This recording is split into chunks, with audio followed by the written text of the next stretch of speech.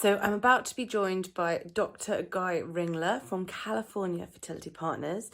And I wanted to mention, for those who don't know, California Fertility Partners, which is a top fertility clinic in California, USA, are very generously donating a free cycle of IVF as part of our Fertility Clinics versus COVID initiative. And so we're going to be talking about COVID and the vaccine tonight, but I wanted to let you know that there is this amazing opportunity. So if you would like to apply, head to the link in our bio to find out more and make your application before the 10th of March. There are 8 opportunities to restart the journey for anyone who is looking for free treatment or donor sperm, and those who are successful will be selected at random after the 10th of March. Tonight we are going to be talking about the COVID vaccine safety, timings and coordinating treatment, and also how that works with the pandemic and for people who are thinking about having treatment internationally. So I am Eloise and I'm the founder of Fertility Help Hub. It is a global fertility platform which reaches people at all stages of their journeys and supports and guides with expert content and community with all the things that I wish that I had had when my husband and I had IVF with donor sperm to have our 3 children. And I'd like to welcome Dr. Guy Ringler from California Fertility Partners based in LA.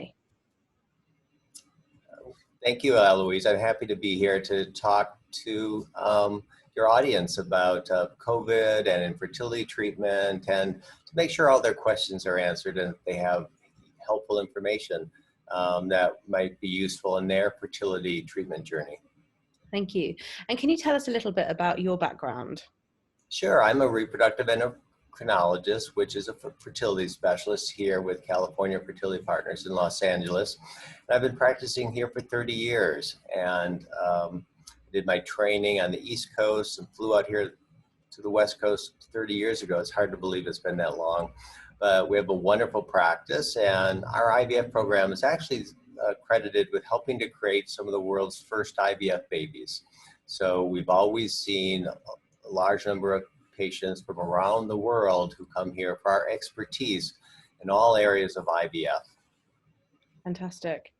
And just a few logistics, sorry, before we get into the details of tonight. It will be approximately an hour, and we will allow, obviously, time for questions and answers. Thank you to everyone for feeding in your questions in advance. We will make sure that Dr. Ringler covers them. And if you have any questions as we go, please use the raised hand option. And this will also be recorded so people can watch it back if missed.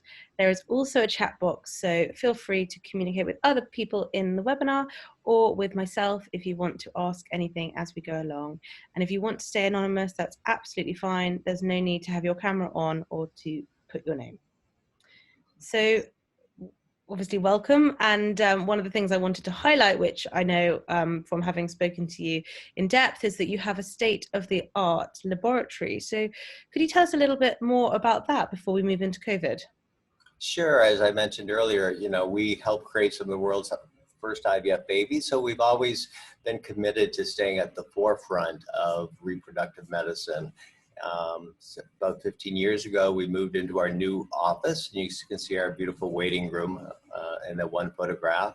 And then 5 years ago, we built a new IVF lab from the ground up because we wanted to give our patients and their embryos the best possible conditions for embryo culture. So we have a highly purified air system, state-of-the-art equipment and incubators, all to optimize the environment that the embryos start their lives in. Fantastic. And, as I mentioned, we have always seen patients from around the world who have come to us for high quality fertility care and for fertility treatments that may not be available where they live, such as egg donation, surrogacy, and gay family building. So I love what I do. I love the field of reproductive medicine. And I love to see my patients from around the world and learn about their lives and their lifestyles. And, with the internet, of course, it makes it so easy to help our patients no matter where they live. We can be in constant communication and help provide them the high quality personalized care that we've developed a reputation for. So a common question today, of course, is the COVID vaccine. Fortunately, the vaccine is becoming more and more available as it's rolled out around the world. And patients are asking, should they get it if they're trying to get pregnant or if they are pregnant?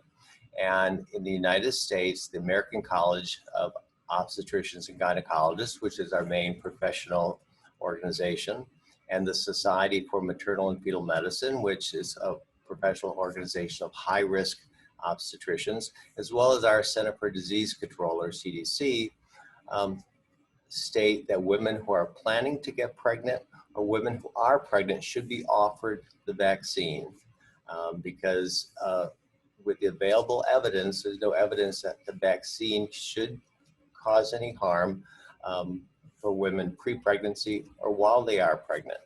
But it's recommended that physicians discuss the potential risks and benefits with patients who are making this important decision. And you need to compare the risks that you have in your lifestyle, your home life, your work life of contracting the virus versus any potential risks that the vaccine could have while you're pregnant. A common question is, will this vaccine get into my baby if I'm pregnant? Could it impact the baby in any way? And the vaccine is a piece of messenger RNA that's rapidly taken up by the cells, the muscle cells at the site of injection. And that messenger RNA is a genetic message for your cells to make a protein, a portion of the spike protein that's on the virus. Once that spike protein is made, the messenger RNA is rapidly broken down by the cells. The spike protein then stimulates your immune system to make antibodies to fight the virus. So the messenger RNA in that vaccine will not get into the baby of a pregnant woman. So I think that's an important point that needs to be relayed for patients to understand what happens when they get the vaccine. So whether people are trying to conceive naturally or having assisted reproduction, it's the same thoughts? It's the same. It's not thought to cause any harm during pregnancy. And the risk of COVID during pregnancy are greater than the potential risk of the vaccine. But I do have some patients who are very secluded in their home lifestyle with minimal exposure to COVID in their lives. And so they prefer not to receive the vaccine.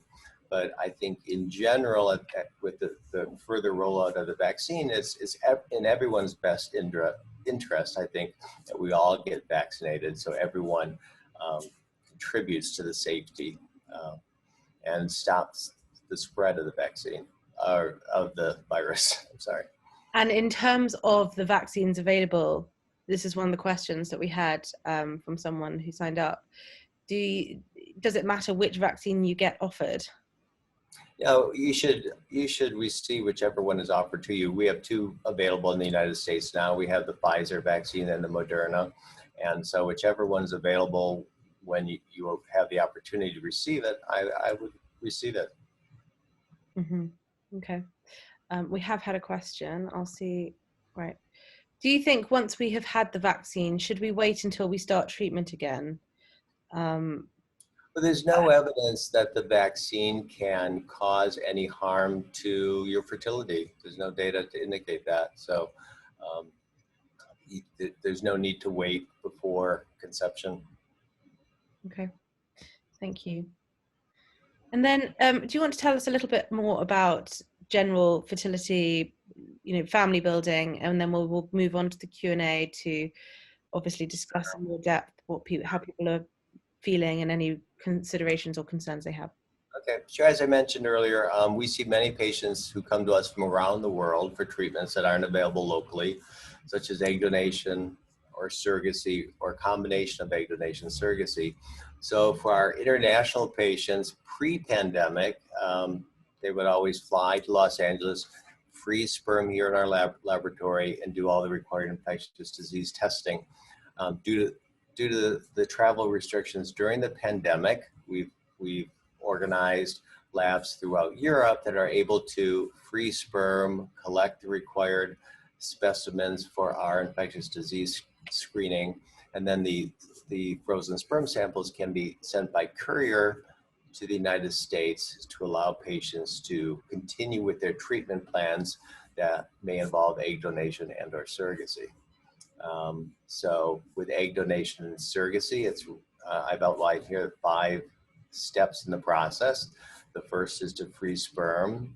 Second is to select your egg donor. And egg donation is very different in the United States than in other parts of the world because you receive a lot more information on the egg donor. You will see pictures of the egg donor, information about her personal history, her family history, her genetic history. You have the option of meeting the donor or being entirely anonymous. So you end up receiving a lot more information on the young woman who's donating her eggs to help you start your family. Once the donor has been selected and medically screened, the next step is to create embryos for freezing. And so the egg donor starts her IVF treatment. The eggs are retrieved. On the day of egg retrieval, we would thaw a vial of the sperm that had been frozen and sent to us. Embryos are created and they're cultured to the blastocyst stage, and at which time they can be biopsied for genetic testing or simply frozen. And they're stored until we're ready to transfer them into the patient or to the surrogate mother. So that's sort of an outline of the treatment process using egg donation and surrogacy. And Now, for those who aren't using those options, what would the treatment process look like with their own genetics? right. Well, of course, we're all waiting for the pandemic to go away and for travel restrictions to ease up. And hopefully by this summer, we're expecting the travel restrictions to ease up to allow patients to travel here directly. For patients, in the UK, for example, they can start their treatment in the UK and travel here after 4 to 5 days of medication and complete their treatment here in Los Angeles. We're just waiting for the travel restrictions to open up. And do you have coordinators who assist with, helping work out when to book your flights, when we can do that, and coordinating the medication and things like that from afar? I have an assistant based in Barcelona who's been helping my patients, organize sperm freezing and FDA infectious disease screening for patients from Europe. And I have colleagues in London that have been very helpful in helping me do my monitoring on patients who start their treatment there, for baseline ultrasounds, blood tests.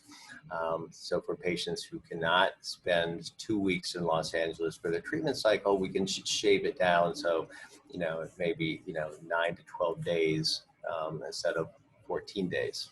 Mm-hmm. Great, thank you for that. And this is just slide is about freezing sperm in Europe during the pandemic. We have laboratories we've partnered with in London, Germany, Switzerland, Spain, Israel, and Australia. And my assistant in Barcelona can help coordinate setting up these appointments on the day of sperm freeze. You have specimens collected for our infectious disease tests, which have to be run in the United States in our government-approved laboratories on a government-approved assay. But by having the specimens drawn in Europe and FedExing them to the United States, we're able to complete what we call FDA infectious disease screening on the sperm providers to allow us to use that sperm to create embryos, which would ultimately go into the surrogate. Thank you. Does anyone have any questions at this point about international travel and fertility treatment? Then please just message in the Q&A box. I can see other questions coming in. If not, we can come back to that. But there are questions coming in around the vaccine. So when you mention no data, Does no data mean it hasn't been tested, or no data currently presents itself, or that research has been done on the impact of fertility and there is no evidence? On the vaccine infertility, Yes. um, no, there's no evidence to indicate that the vaccine is harmful for either male or female fertility. So has it been tested on, well, it hasn't been tested on pregnant people, has it? So how, I guess this person is asking, where does the evidence come from? Well, we know that the way that the virus attacks, it binds to a receptor called the ACE2 receptor, and these receptors are present in the male and female reproductive tracts. There's many more receptors for the virus in the male reproductive tract. So has been concern that it could interfere with sperm production, sperm quality. So there have been studies that have looked at how has on the impact of COVID virus infection on sperm parameters. There's some indication that with severe infections, it can have an impact on sperm parameters such as concentration, motility, as well as sperm DNA fragmentation. And the virus, we know, causes inflammation, and inflammation in the testicles, for example, could interfere with sperm parameters and DNA fragmentation. But there's not a large body of data yet to be conclusive one way or the other. Women in the female reproductive tract have fewer receptors for the virus to bind to, but we don't have a lot of data yet because COVID is so new. Mm-hmm, absolutely. The next question is, when in the cycle should we take the vaccine? I think you answered that before, saying it doesn't necessarily matter. Yeah, it really doesn't matter. It's really because it should not interfere with your cycle. I think if the vaccine is offered, is protective for everyone, it's the best we have available now. But if someone is midway through their cycle, for example, we've heard that some people may have effects from the vaccine, just temporarily, maybe a day or two of feeling some of the effects of COVID. So would it therefore be advisable that people wouldn't want to be having an embryo transfer or retrieval or stimulating around that time? Sure. Well, Ideally. with the vaccine, you're absolutely right. Some individuals do have side effects. The data suggests it's about 15 to 20%. People I talk to after the second dose, it seems to be higher, but you could have muscle aches, possible fever, fatigue. And so I would consider that, the timing of the second dose, particularly in relation to a planned procedure such as an embryo transfer, perhaps delay it several days. But, these are all just general guidelines. Mm-hmm. I presume you're seeing patients now who are having the vaccine, are you? Frontline workers and things like that? That brings up a good point because, for most of our patients are young, healthy women that they're not available for the vaccine yet. Mm-hmm. So patients that are currently in treatment. My staff because we're in healthcare, they've all been vaccinated. But most of our patients have not, unless they actually work in the healthcare field. Yeah, same in the UK. So someone has asked, if you do contract COVID and it increases sperm DNA fragmentation, what would you recommend for the next cycle? Well, it really, again, it depends on timing. If it increases sperm DNA fragmentation, there's vitamins, antioxidants you can take to help improve sperm DNA fragmentation. To fully develop sperm is going to take 70 to 90 days. So, you might want to wait a few months if possible to see if the sperm parameters improve. Currently in our laboratory, we have a device that allows us to separate out sperm with lower DNA fragmentation from a specimen. It's called Zymot. That's been very effective in allowing us to help men with increased DNA fragmentation separate out the best sperm in the sample for their IVF cycle. Mm-hmm. Holly, I hope that's answered your question. We've got some more coming in on another box. I just need to find the box. Sorry, bear with me. Sperm parameters fluctuates so much from sample to sample, patient to patient. So, it's hard to say definitively that the COVID is going to have an impact. This is a good question that's just come in. I wonder if people with anaphylaxis, allergies, and further planning for IVF should abstain from the vaccine. That's a very good question, and I would definitely talk to your physician. If you have a history of anaphylaxis and severe allergies, you probably have a specialist allergist that you see. You want to get their input on whether or not you should receive the vaccine. It may not be in your best interest. So that's a very important question that you really want to have answered by your primary care physician. Okay, thank you. Now, if a cycle needs to be abandoned due to the patient getting COVID-19, what are the cost implications of this? I guess in terms of having a treatment plan messed up by COVID, I guess it depends on the clinic, doesn't it, as to what would be the next steps? Yeah, it would really depend on where you are in the process. If you're early in the process, you would just stop the medication, stop the treatment cycle, and you don't have that much invested. In terms of the financial aspects, you don't prepay for the treatment, you only pay for services rendered. So you would pay for services up until the time that the cycle was canceled, and hopefully it will not have been that high but an expense at that time.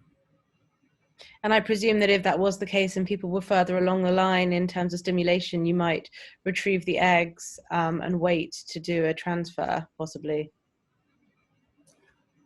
That would be a consideration. I'm thinking about this question. We haven't encountered this. It's been a year in COVID. We haven't had a patient during stimulation test positive.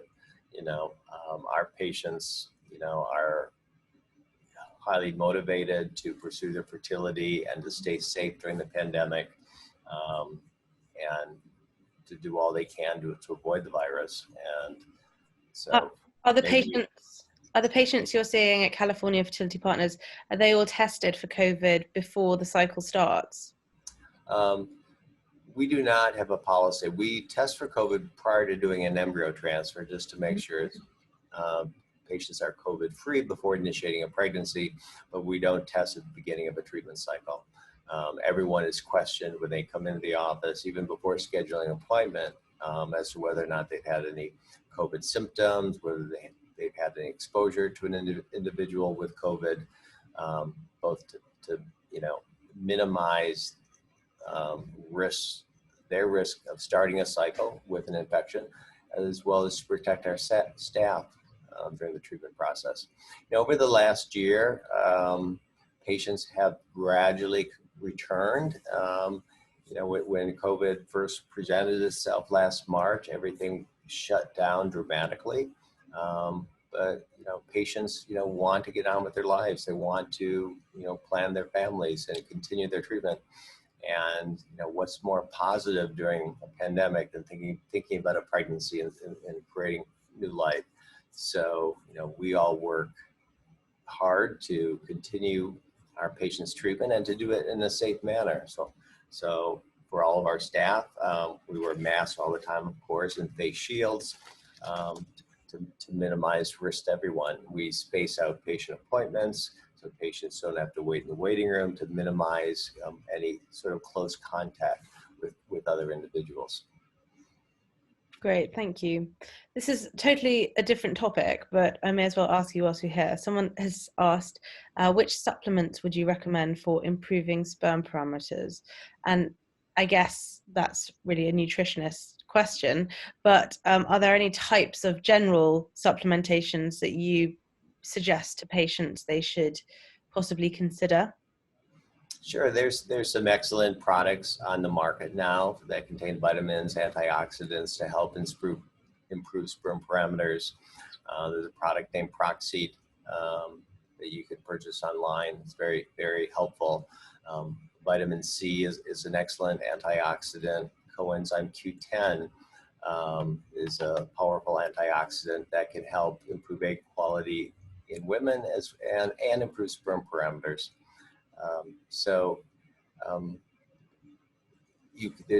Men should be treated as well, and so we always, when we see our patients in a treatment process, I see my role as trying to make sure each variable is as optimal as it can be. So we make sure our patients are on vitamins and supplements prior to starting their treatment cycle.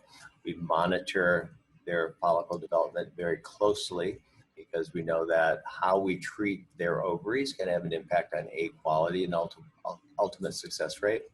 And for our male patients, we want to try to obtain the highest quality sperm on the day of the egg retrieval. And so that will involve, usually several semen analyses to assess the sperm quantity and quality, and to outline vitamins and supplements to try to improve the sperm quality for the sample that's given or used on the day of egg retrieval. And to this point, someone has asked, how about specifically for women and optimal eggs? You did just mention CoQ10, didn't you? We use coenzyme Q10, prenatal vitamins,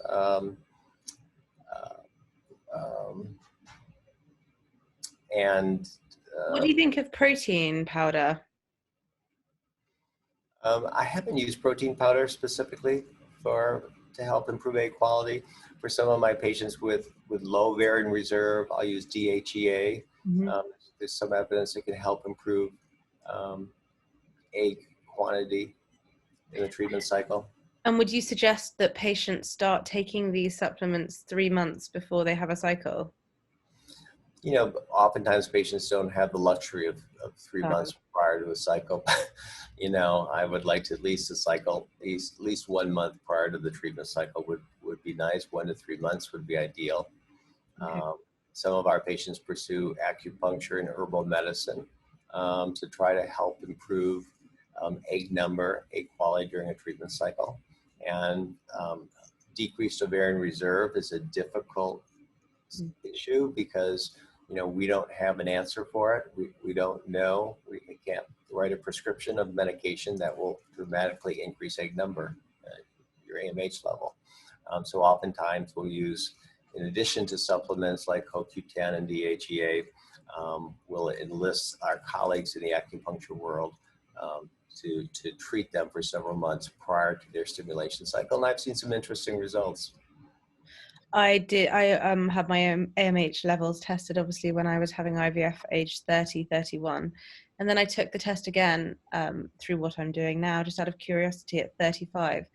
And I was astonished at how my levels had dropped in that 5-year period. I guess in this area have learned a lot about it, but it feels like there isn't always as much education about how the AMH level can drop past a certain age. But I've also seen it fluctuate, but the AMH levels can vary between different laboratories. Really? And different treatments women may be on. Birth control pills in some individuals can suppress AMH levels. And the AMH is reflecting the quantity of the eggs remaining, but not well with the quality of those eggs. So, a young woman with a low AMH, will recruit fewer eggs per cycle, and in response to ovarian stimulation will produce fewer eggs per treatment cycle.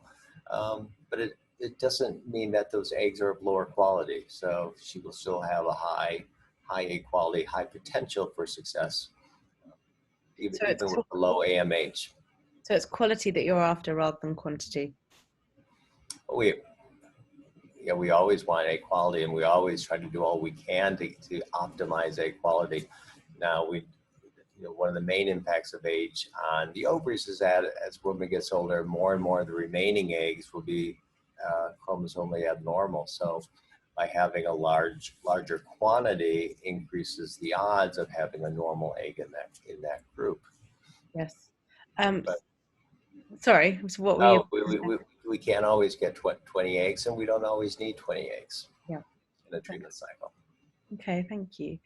Holly has just said, thank you. Zymote was going to be my question, so thank you for answering that. Have you seen good results with Zymote?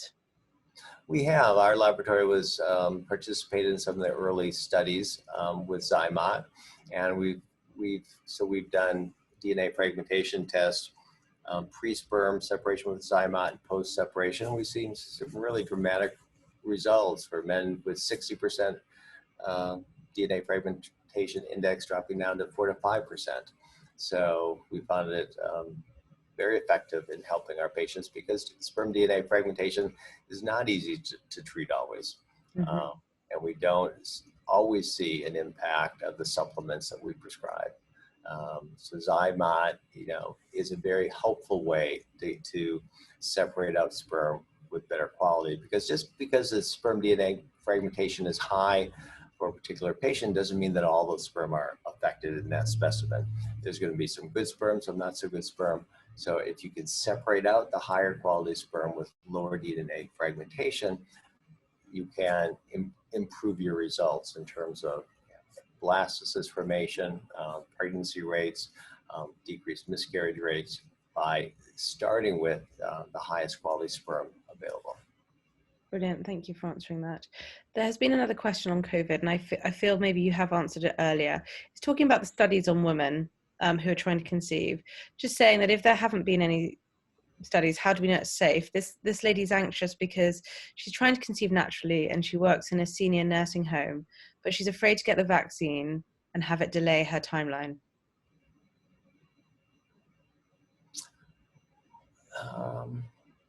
No, that's an excellent question.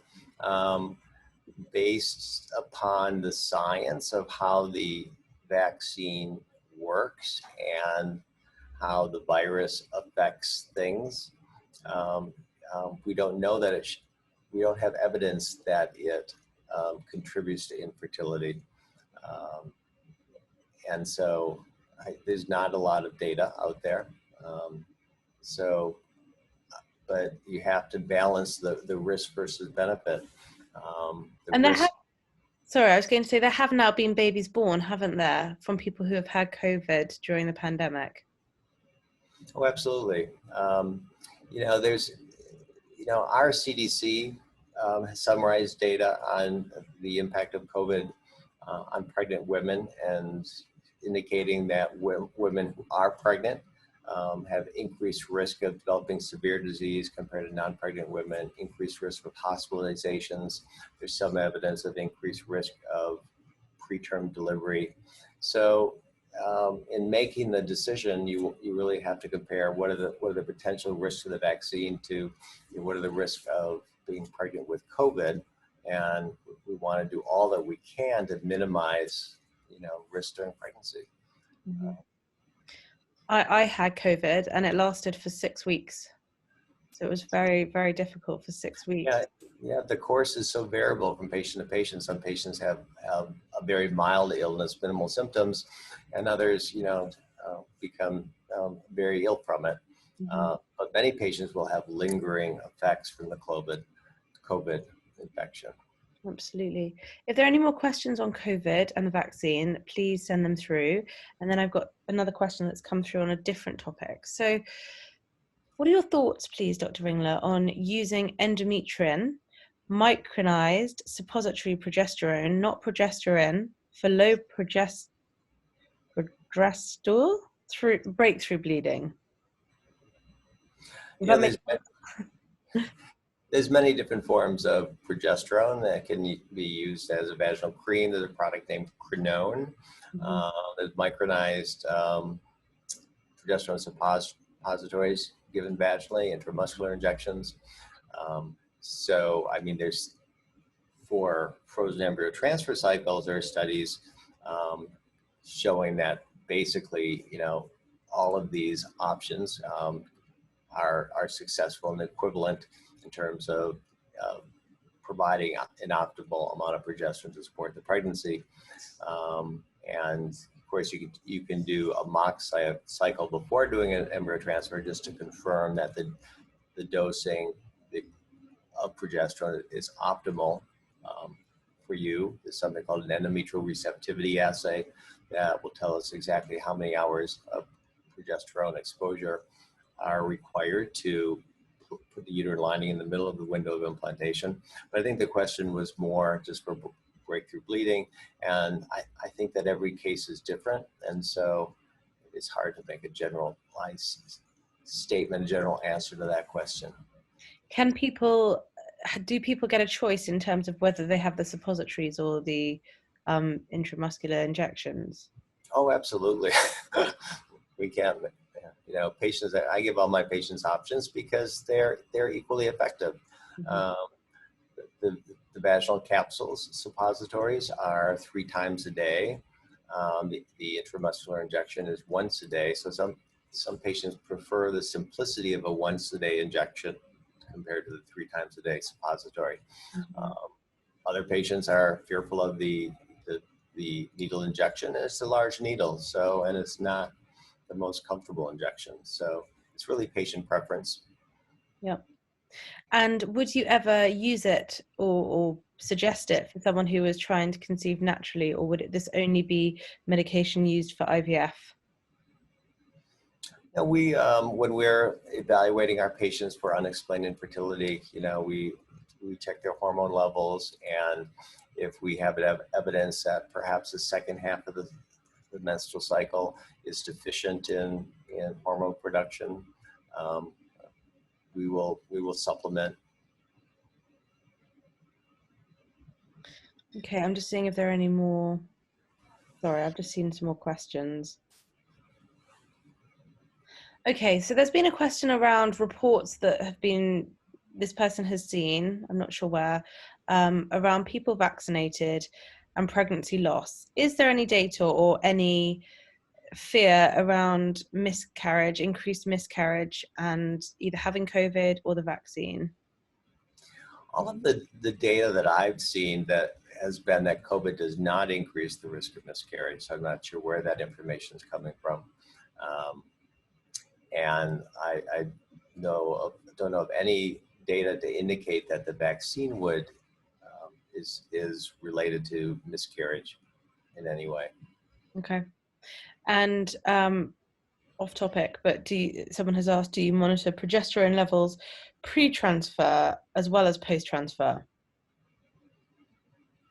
Definitely pre-transfer, because it's very important that you don't have progesterone present before you start your progesterone. You want to make sure that someone hasn't ovulated, because the timing of exposure of the uterine lining to progesterone is very important, because in the first half of the cycle, estrogen stimulates the endometrial lining to thicken, and then progesterone makes the endometrial lining receptive to embryo implantation. It opens up what we refer to as the window of implantation. So you really don't want the uterine lining being exposed to progesterone before you're starting progesterone. So we measure it before. And whether you measure it in the luteal phase, the second half of the cycle, is really physician preference. We generally measure it, the progesterone level, on the day of embryo transfer, just to confirm that the patient is taking it appropriately. Sometimes, there can be variation in the how the patient's taking her injectable progesterone. So if there is any mistake going on, we want to capture it so we can correct it. Mm-hmm. Absolutely. And as you said, it's so important, isn't it, to work with your specialist on that? I mean, I remember one of my suppositories falling out and then panicking that I had missed a dosage, and my doctor just said to me, take another one. So it was just good to have, that support and that reassurance of the specialist being able to answer those questions. Absolutely, because everyone wants to do everything perfect, but it doesn't always happen, and doesn't always have to be perfect. But we all try to make decisions to try to optimize every variable. Just going back to that point about the miscarriage and the data this person had found, they said it's from the vaccine adverse event reporting system. Adverse, yeah, event reporting system, VAERS, results from the CDC. I'm happy to research that, Uh, and yeah, send me an email. I'm yeah, happy to respond by email. it's from someone anonymous, so please feel free to email myself or send a DM through Instagram or to California Fertility Partners, and Dr. Ringler will look into that. They've said they see a few cases under spontaneous abortion. But Well, unfortunately, miscarriages are common. They're related to age.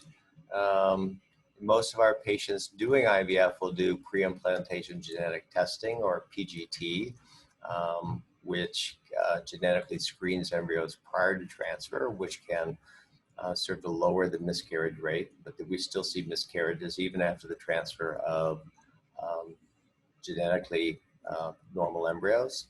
So the PGT tells us a lot, but it doesn't tell us everything about an embryo's viability, about an embryo's ability to result in a live birth. mm-hmm, absolutely.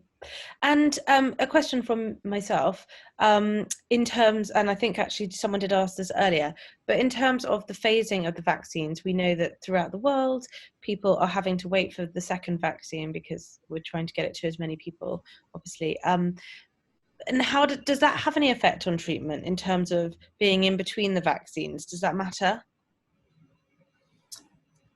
You know, because there's not enough vaccine, people have proposed that maybe you delay the second dose of the vaccine. That way, you get more people can get the first vaccine. But all the studies have been on the studies on the effectiveness of the vaccine have been followed the vaccine protocol, which is X number of weeks after the first dose, you get the second dose. So I'm not a big fan of delaying the second dose. A couple days is okay, but a couple weeks, we all want to be effectively, vaccinated to have an effective immune response. So we wouldn't want to do anything that might, jeopardize that. Mm-hmm. But people should feel okay about starting treatment in between the vaccines if they're waiting for their second one. I don't see why not. Great. And this is a question that came in before, and this is actually around surrogacy. So the best timing for surrogacy vaccination, thinking about the impact on the timing of the embryo transfer and on the legal contract. Great question. And it's interesting because, as much as I would love all my surrogates to be vaccinated before their embryo transfer, just for their own safety, as well as safety of the pregnancy, it's not available to these women yet because they're all young and healthy. So they're not candidates for the vaccine yet. But ideally, over the next several months, as we have continued rollout of the vaccine, hopefully they'll be able to get the vaccine and be vaccinated before they get pregnant. Once they are pregnant, then it will be a decision between the surrogate mother, her physician, and the intended parents so that everyone is comfortable in that decision about what's best for the surrogate and for the pregnancy. Mm-hmm. Absolutely. Thank you for answering that. Does anyone have any more questions whilst we've got Dr. Ringler? We've covered a fair amount, I feel. I'm just trying to see from the questions that came in before whether there's anything we haven't touched on. Overseas.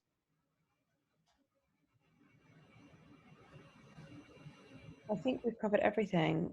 Thank you so much, Dr. Ringler, for your time tonight and for being so thorough in answering the questions. I know that it's a strange time and lots of questions are popping up all over the place. So thank you for that. And for the person who raised that question, he will look into it. And so do drop an email if you would like to discuss it further. I think that is all of them. And people have said thank you very much. So once again, thanks a lot. And to those who have joined as well. Okay, you're very welcome. Stay safe, everyone. And hopefully the virus is going to go away soon. Absolutely. And if anyone wants to get in touch with California Fertility Partners or Dr. Ringler, you can either direct message them yourselves through Instagram or through Fertility Help Hub. Happy to put you in touch. And there's also a brilliant article that Dr. Ringler wrote for us very recently. So you should check that out on our website, which talks about the COVID vaccine as well. So thank you for covering all bases. You're welcome. Have a good night. Thanks, everyone. Bye-bye.